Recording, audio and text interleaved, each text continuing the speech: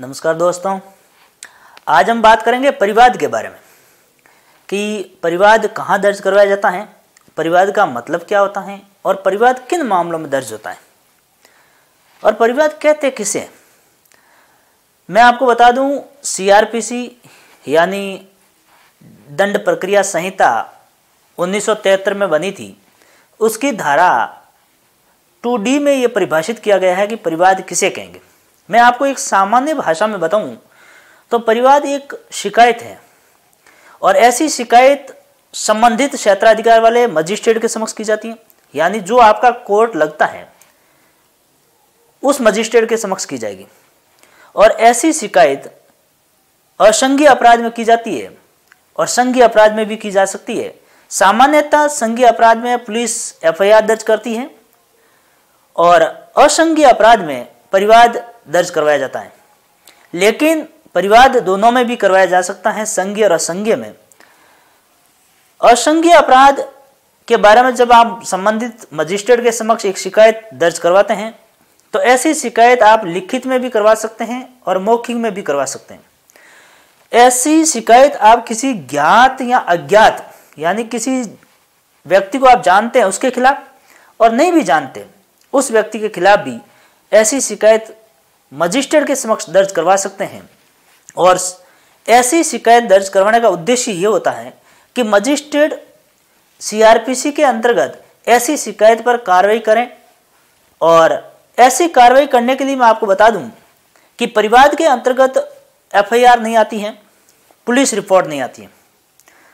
तो जिस तरह से आपराधिक मामलों में हम परिवाद कहते हैं, उसी तरह से सिविल मामलों में जो वाद दायर कहते हैं, जिसको हम कहते हैं कि उसने वाद दायर किया, वाद की जगह आपराधिक विधि में परिवाद लेता है।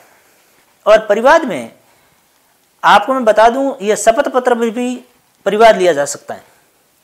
यानी ऐसा शपथ पत्र आपने पेश किया है तो वो परिवाद मानकर मजिस्ट्रेट उस मामले में उचित कार्रवाई करने का निर्देश दे सकता है, या मजिस्ट्रेट को लगे तो ऐसे परिवाद पर संज्ञान भी ले सकता है।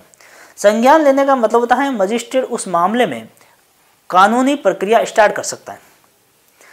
मैं आपको बता दूं, पुलिस के समक्ष जो रिपोर्ट दर्ज करवाई जाती है वो एफआईआर के अंतर्गत आती है और न्यायालय के समक्ष जो शिकायत दर्ज करवाई जाती है उसको परिवाद कहते हैं।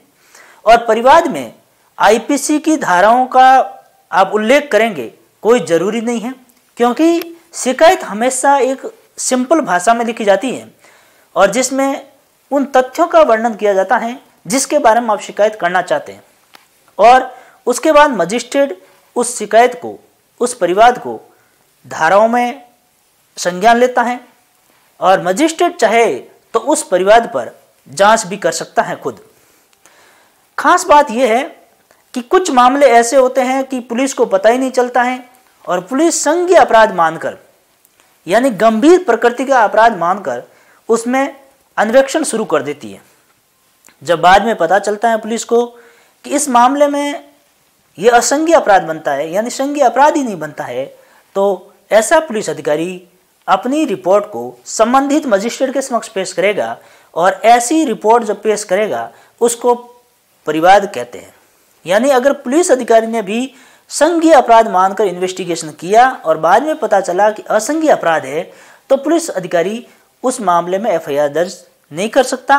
तो उस मामले में वह असंज्ञेय अपराध प्रतीत होते ही वह रिपोर्ट संबंधित मजिस्ट्रेट के समक्ष पेश करेगा, कहेगा सर कि इसमें असंज्ञेय अपराध होना प्रतीत होता है। तो ऐसी जो रिपोर्ट पेश करेगा उसको मजिस्ट्रेट परिवाद मानेगा और जो पुलिस अधिकारी है जिसने अन्वेषण किया है उसको उस मामले में परिवादी माना जाएगा। यह हमेशा असंज्ञेय अपराध में होता है।